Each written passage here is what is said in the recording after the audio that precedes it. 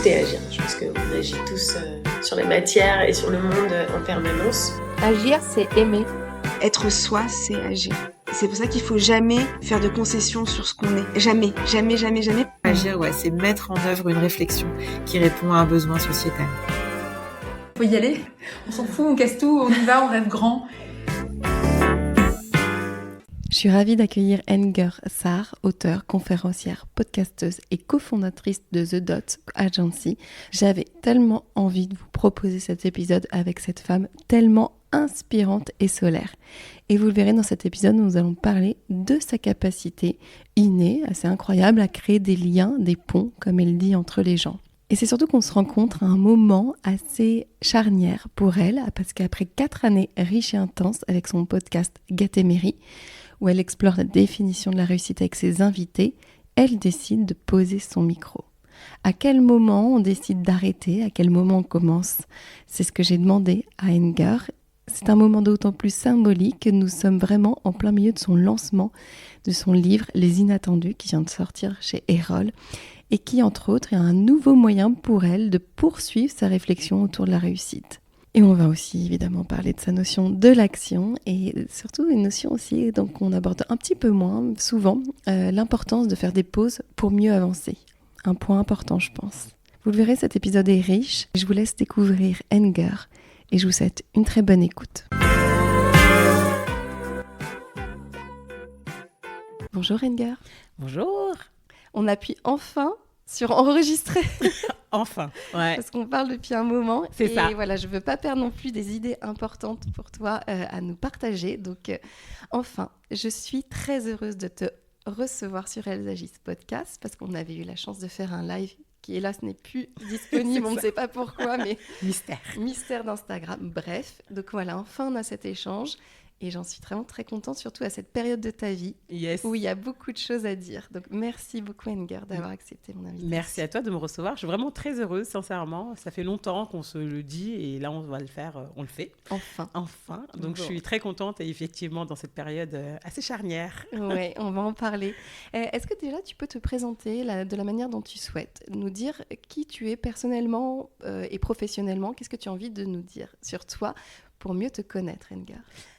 Moi, c'est une question qui me chamboule tout le temps. Ah oui. Quand on demande de se présenter. Mais ce que j'aime dire souvent, c'est que moi, ce que j'aime par-dessus tout, et comment je me présente, c'est que je suis une connectrice et une créatrice de liens. C'est vraiment quelque chose qui me définit dans plein de choses. Je le fais dans mon quotidien. Ouais. Professionnellement, du coup, j'avais un podcast, j'ai toujours, qui va bientôt se finir, un podcast qui définit la notion de réussite. Qu'est-ce que réussir sa vie ? Je viens d'en sortir un livre qui s'appelle Les Inattendus aux éditions Erol.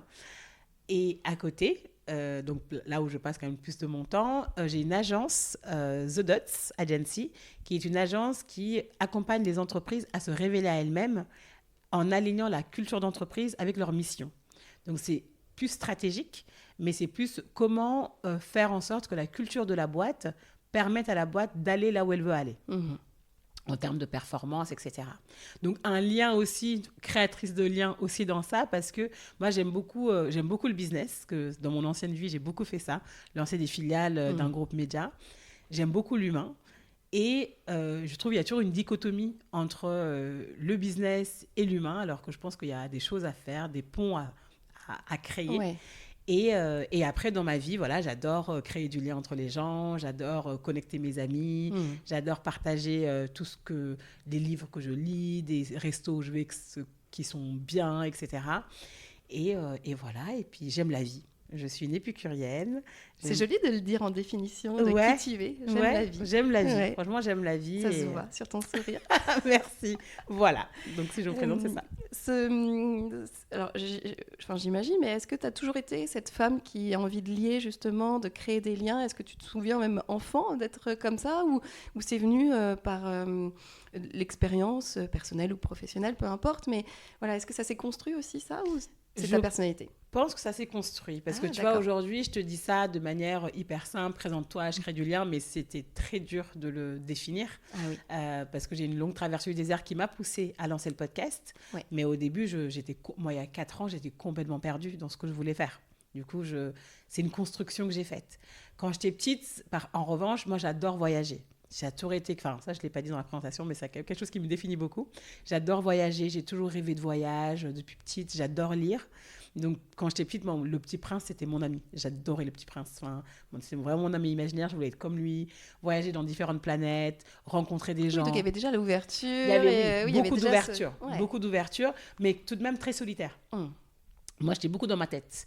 Et on en parlait tout à l'heure en off, mais moi, je bégayais quand j'étais petite. Donc, quand tu bégayes, tu es beaucoup dans ta tête, dans le monde des esprits et pas dans le monde des mots. Oui. Et en fait, parfois, tu veux débattre, tu as envie de débattre, mais tu peux pas parce que tu n'as pas les... C'est pas que tu n'as pas le vocabulaire, c'est que tu n'as pas la capacité d'élocution pour le faire.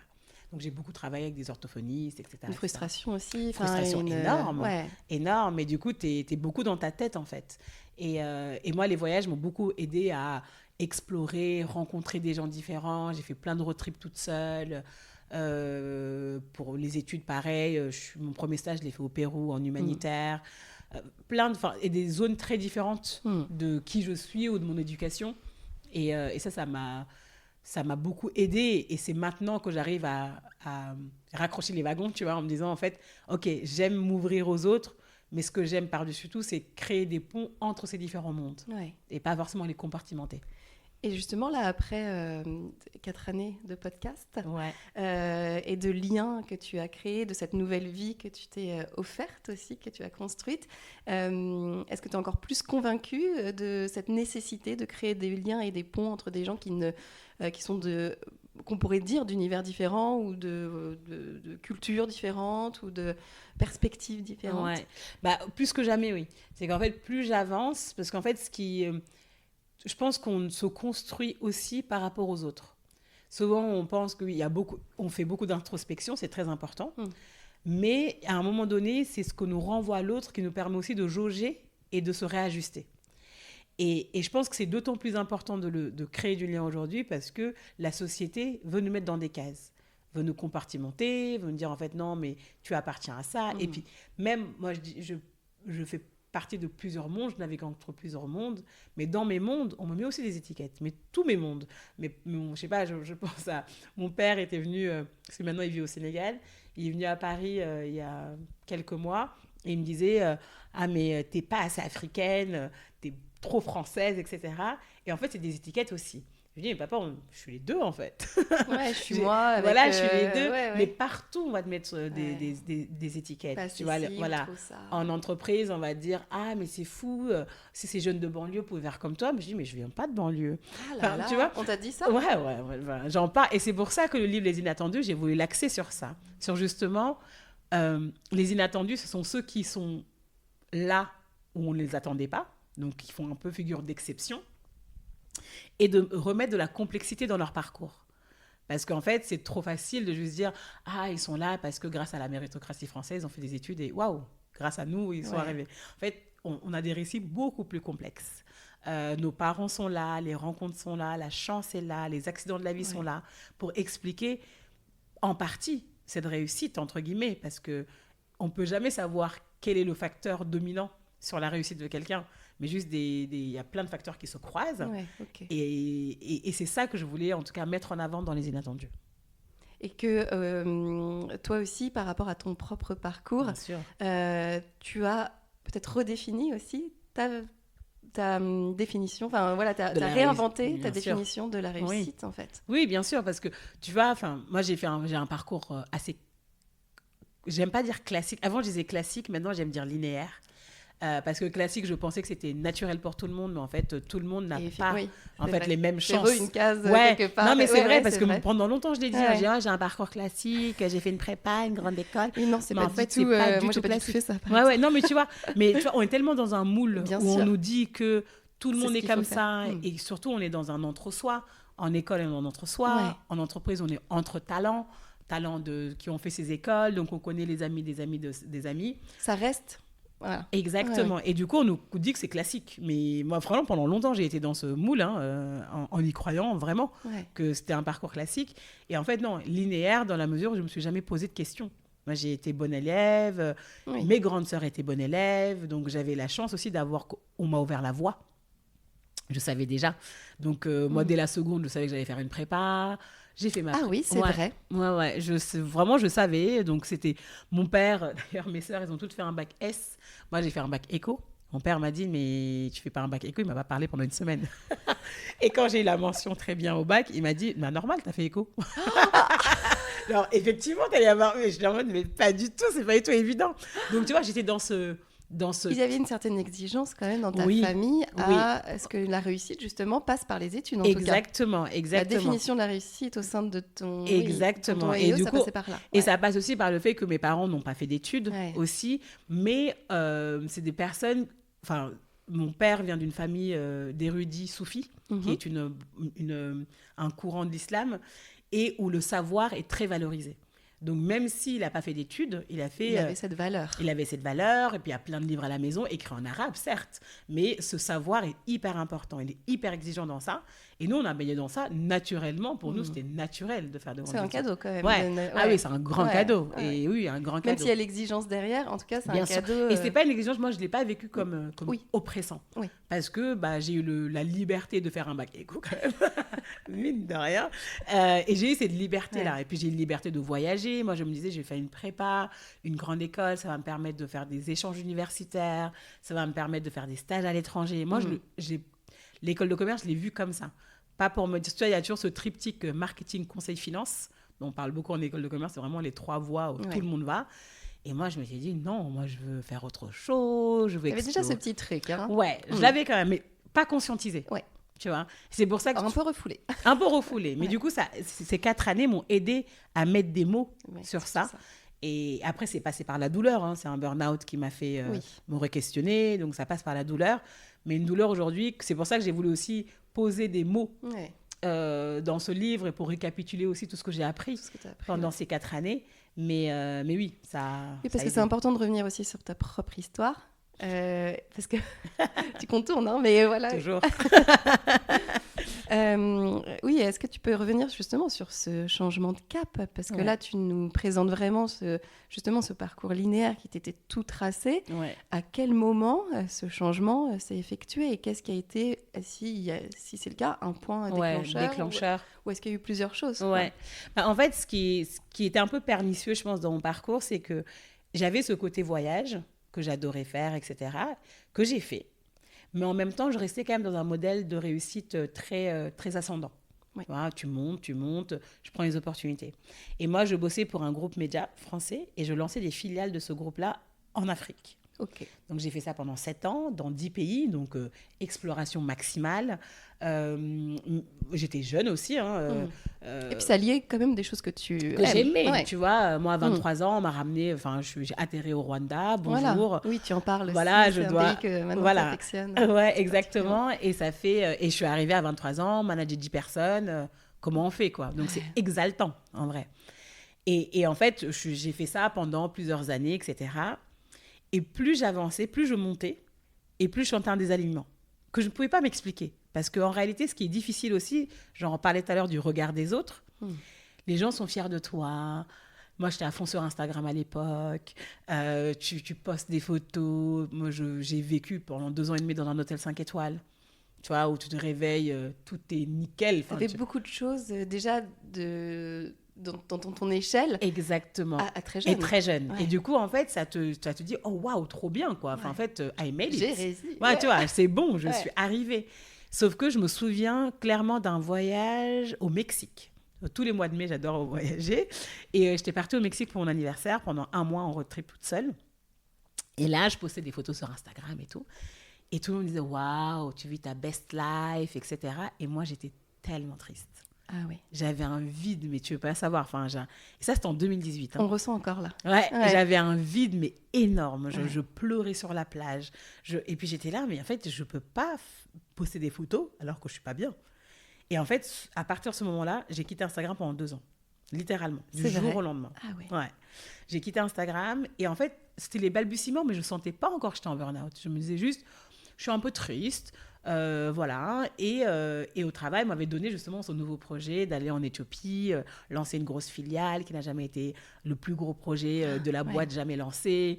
Voilà, je viens de fêter mes 28 ans. La femme d'affaires, voilà. incroyable. Quoi. Du coup, j'étais à fond en mode boss lady, quoi.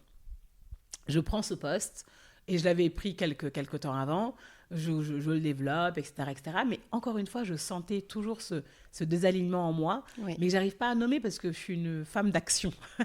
On parle de Elagis, moi, je suis beaucoup dans l'action. Tu es à ta place dans ce podcast. Voilà, je suis beaucoup dans l'action. Il y a un truc qui me plaît, bam, j'y vais, etc. Et à force, je faisais beaucoup de voyages quand même entre la France et l'Éthiopie, à hauteur de 3 semaines. Enfin, je faisais 3 semaines sur place, 1 semaine à Paris. Pendant 2 ans. Quel rythme de vie. Rythme de dingue. Et moi, l'avion, c'était ma deuxième maison. L'avion, mon empreinte carbone, désolé, n'était pas dingue. Donc, je voyageais beaucoup. Parfois, je me réveillais, je ne savais pas où j'étais.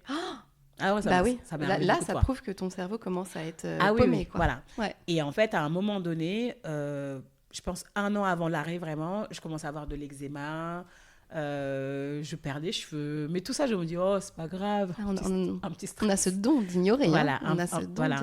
Et tout me parlait, et j'ai beaucoup de chance d'avoir un corps qui parle, mais encore aujourd'hui c'est mon corps, c'est mon garde-fou.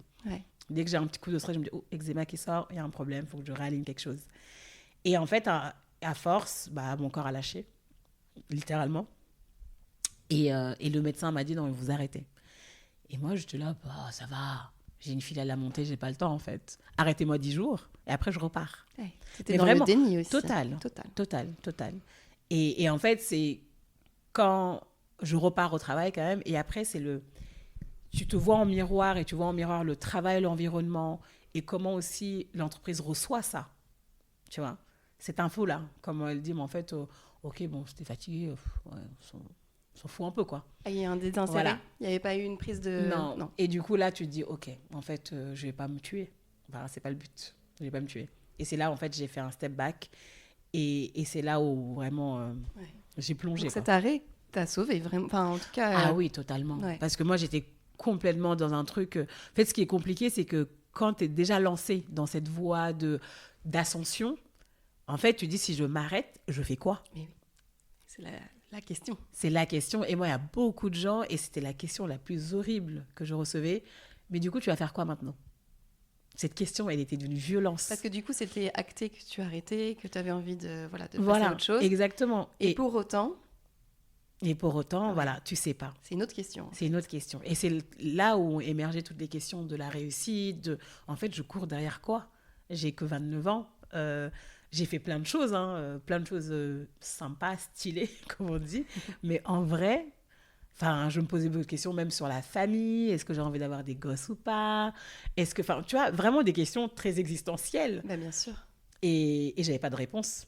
Et je me suis dit, en fait, autour de moi, il y a des gens sympas qui me semblent avoir réussi. Parce que du coup, je mets des guillemets. Parce que moi, les gens, je renvoyais cette image de celui qui avait réussi, mais... Et comme tu disais tout à l'heure, c'est beaucoup plus profond, en fait. Une réussite, ça passe par plein de choses et plein de définitions. Exactement. Et donc là, tu as eu envie de créer ce podcast, Gatéméry. C'est ça. Pour répondre à ta propre question, j'imagine, au ça, début. Ouais. C'est souvent comme ça. C'était très égoïste. En fait, ce qui s'est passé, c'est qu'avant le podcast, j'avais demandé à des amis. En fait, ça m'a beaucoup aidé aussi, le timing. Parce que moi, je suis rentrée en France en février 2020 et le Covid en mars. Ah, ok. Tu vois.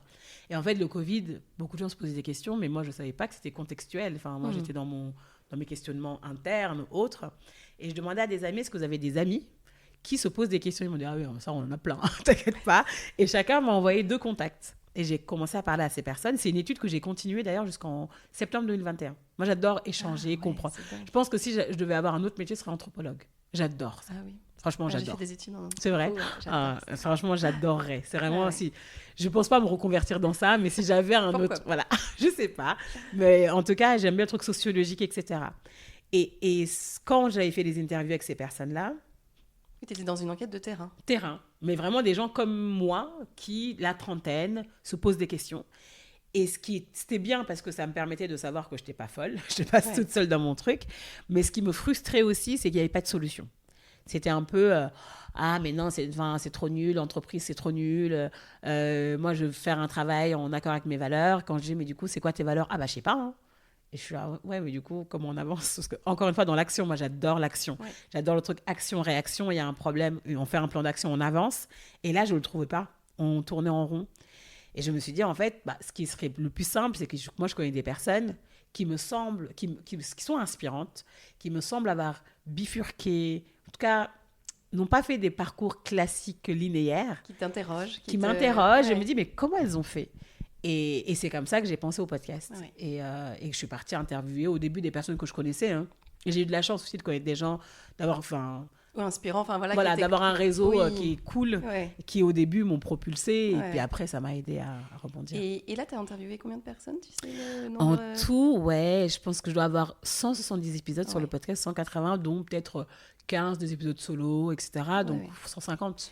Un peu plus. Et donc là, on est à la fin. On se rencontre. Tu reprends le micro cette fois-ci. Et donc, tu clôtures, tu poses ton micro, toi. C'est ça. Est-ce que tu peux nous expliquer quel a été ton propre cheminement pour clôturer cette aventure et en commencer une autre? Qu'est-ce que tu as envie de faire? Grosse question. Alors, tu sais, le podcast, du coup, le déclencheur était très, très spécial, comme je viens de l'expliquer, tu vois. C'était, moi, c'était une vague de...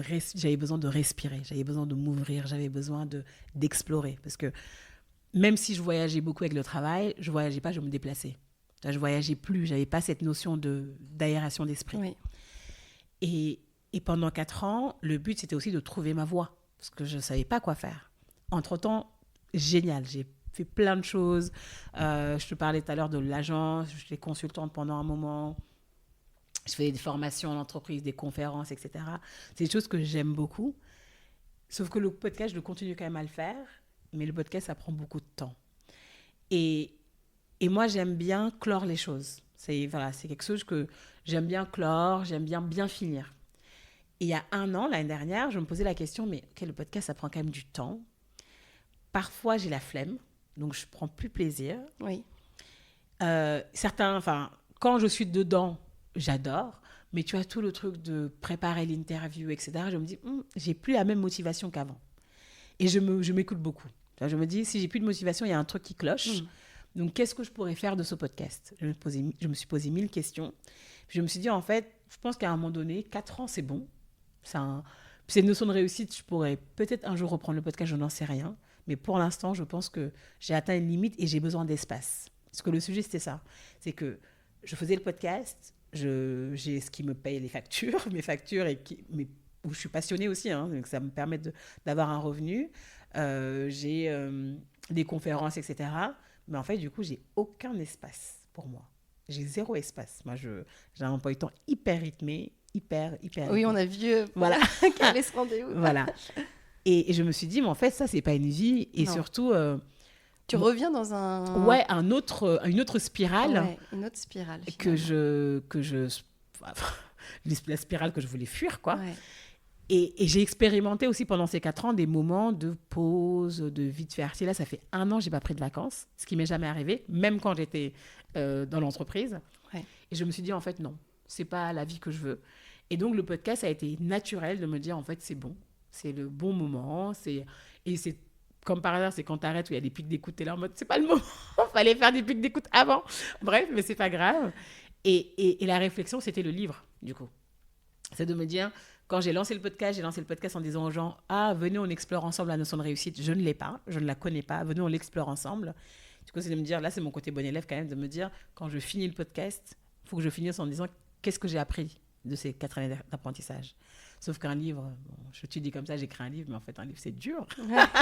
C'est long. Donc, tu te lances au début comme ça. Et encore une fois, sur agir, c'est ça. Moi, j'ai toujours l'idée et je me lance direct. Et après, je réfléchis. C'est une manière de faire qui, parfois, n'est pas... Tu te bloques pas, en tout cas. Tu vas dans l'action. J'y vais toujours. Tu vois après... J'y vais dès que dans ma tête, je suis convaincue que c'est une bonne chose à faire, j'y vais. Et après, I will figure it out, comme disent les Américains. Je vais chercher. Après, ça, on y arrivera.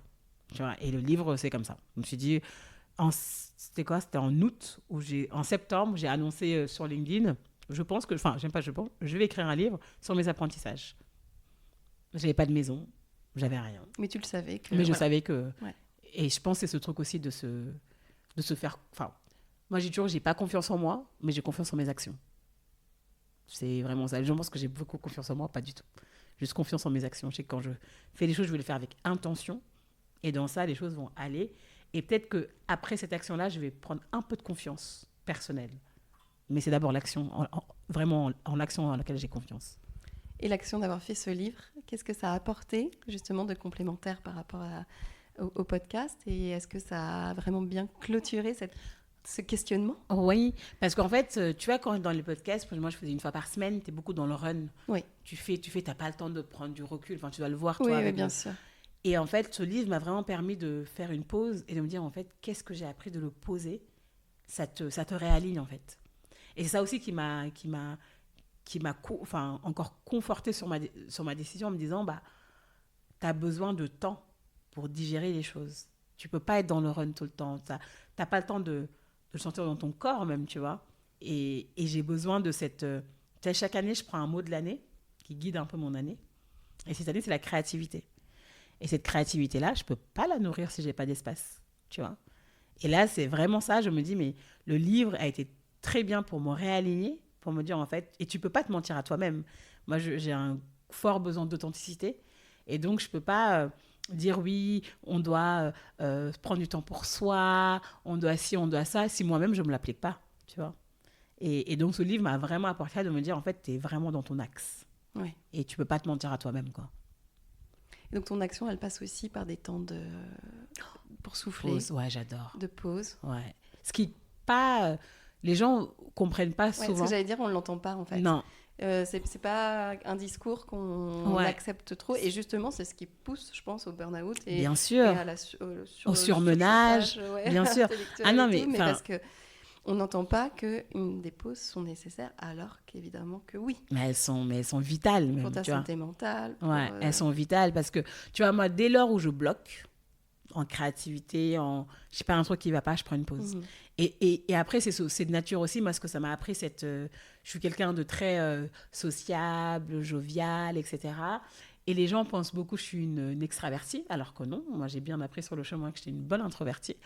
Je me recharge vraiment seule. J'ai besoin d'être seule.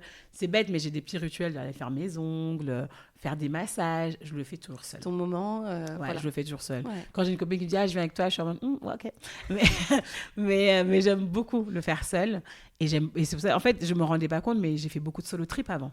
Tu vois, quand je suis partie au Mexique toute seule et tout, je me rendais pas compte. Ton job avant était très mais je me rendais pas compte. Mais je me rendais pas compte. Ouais. Moi, je suis là, clairement, je suis extravertie, mais les gens m'épuisent. J'adore les gens, mais ils m'épuisent parce que je donne tout. Tu vois, quand je suis avec des personnes, je donne tout. Ouais. Et après, je rentre, par contre, je suis éreintée.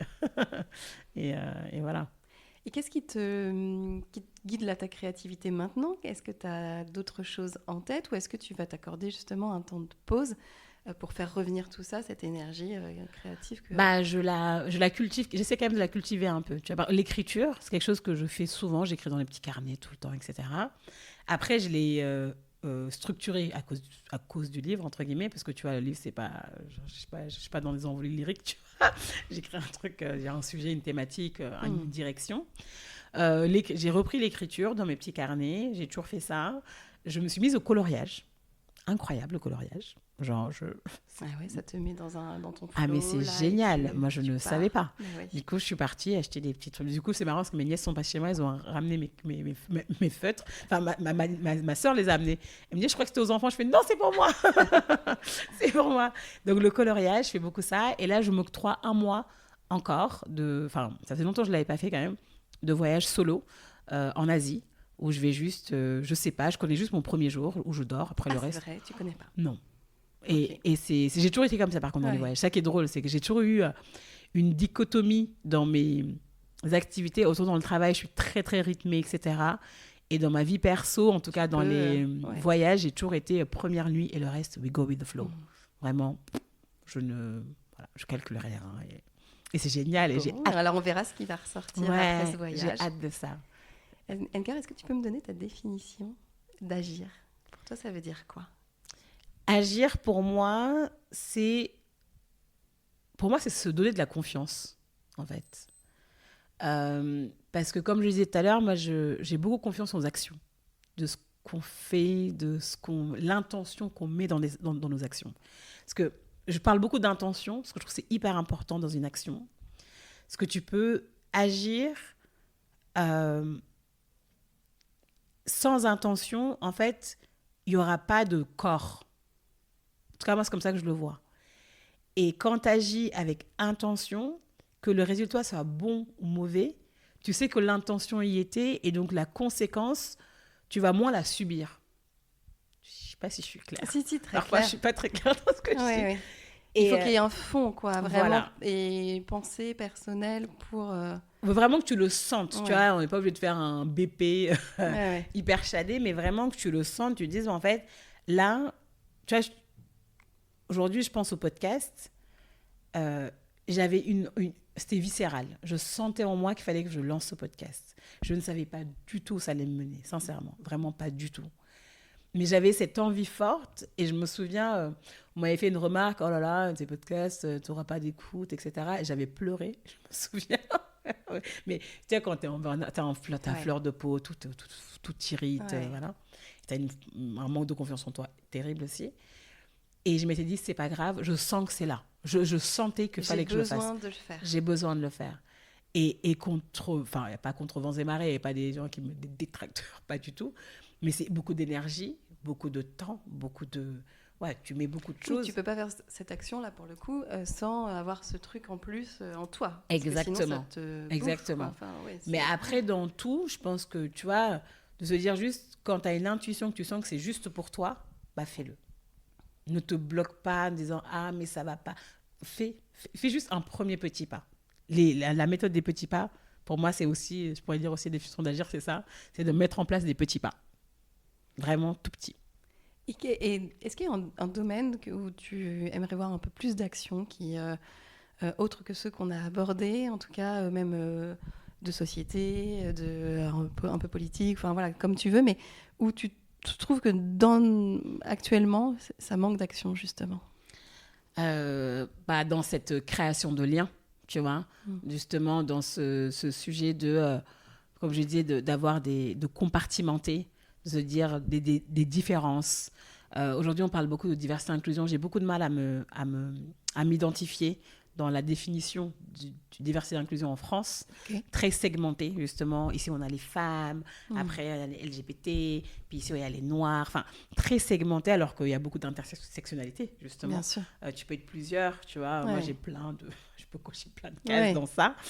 Et je trouve qu'il manque d'action pour ça, pour justement se dire comment on fait pour trouver un socle commun à toutes ces personnes qui composent la société, plutôt que de se dire, nous, on se bat pour nos droits à nous, puis nos droits à nous, puis nos droits à nous, tu vois. De vraiment essayer d'agir en créant des liens forts et en se basant sur ce qu'on a en commun et pas sur ce qui nous diffère. Ouais. C'est une belle réflexion, là, que tu nous offres. Merci. Est-ce que tu as des femmes de ton quotidien qui, pour toi, agissent, justement, qui pourraient éventuellement passer au micro d'Elles agissent, mais en tout cas qui sont une sorte de source aussi d'inspiration, sans s'en rendre compte parfois, en posant la question, ça vient aux invités. Ouais. Mais voilà, est-ce qu'il y a des femmes autour de toi qui ont cette inspiration et qui te... Alors, du coup, il y a une femme qui m'inspire, mais elle n'est plus de ce monde, c'est ma grand-mère. La maman de ma mère, parce qu'au Sénégal, on donne le nom à des personnes, donc c'est mon homonyme. D'accord. Je porte son nom. Je suis la seule, d'ailleurs, on est toutes les deux. Et une cousine, on est 3, je connais 3 à Enger. Voilà, on est 3. Et ma grand-mère, moi, elle est décédée quand j'avais 8 ans, donc je ne l'ai pas beaucoup connue. Mais les souvenirs que j'ai d'elle et de tout ce qu'on dit d'elle, c'est une femme très en avance dans son époque. C'était ce qu'on peut appeler une badass, très dans l'action. À son époque, au Sénégal, en plus, elle a divorcé plusieurs fois parce qu'elle n'était pas contente de ses maris en disant casse-toi. Enfin, vraiment, prise de décision dans l'action, très... femme forte, quoi. Femme forte et peut-être un peu trop forte. Ça aussi, c'est un sujet qui me parle aussi faut pas être trop forte parce qu'il y a un moment donné, on a des vulnérabilités, il faut les embrasser. Et je trouve qu'on les embrasse pas assez. Mais dans ce sujet-là de remettre en question les conventions, en tout cas, elle m'inspire beaucoup. Et je pense que, tu vois, à chaque fois, j'ai des doutes. Je me dis, ma grand-mère, elle n'aurait pas fait ça. Elle aurait fait ça. Ah, c'est beau, elle est là. Hein. Ouais, elle est vraiment là. Et pour le coup, tu vois, c'est marrant parce que je ne l'ai pas longtemps connue. Tu vois, elle est vraiment décédée quand j'étais jeune. Ouais. Et j'ai une autre, sa sœur qui est une autre grand-mère et que j'adore et qui n'est pas dans la même mouvance. Elle est plus dans la douceur. Et l'autre est vraiment plus dans l'action, quoi. Mais elle me drive beaucoup, ouais. Bon, donc, voilà. Merci beaucoup de nous avoir partagé ce retour d'expérience, ce chemin que tu as mené et merci aussi de lier autant les gens. C'est par des personnes comme toi qu'on construit, je pense, une société un peu plus apaisée, un peu plus dans l'ouverture, tu vois. Merci beaucoup, ça m'a fait super plaisir. C'est très agréable de discuter avec toi. Merci beaucoup, Enger. À bientôt. À bientôt. J'espère que cet épisode vous a plu. Merci d'avoir pris le temps de l'écouter. Et n'hésitez pas, si vous avez aimé, à le partager, à le commenter, à faire vivre la communauté Elles agissent. Je vous retrouve très vite pour un nouvel épisode. Et n'oubliez pas que des lives sont aussi disponibles sur mon compte Instagram emily.b-sophrologue et que vous pouvez aussi retrouver toutes les informations de l'épisode sur le site du podcast www.ellesagissent.com. À très bientôt.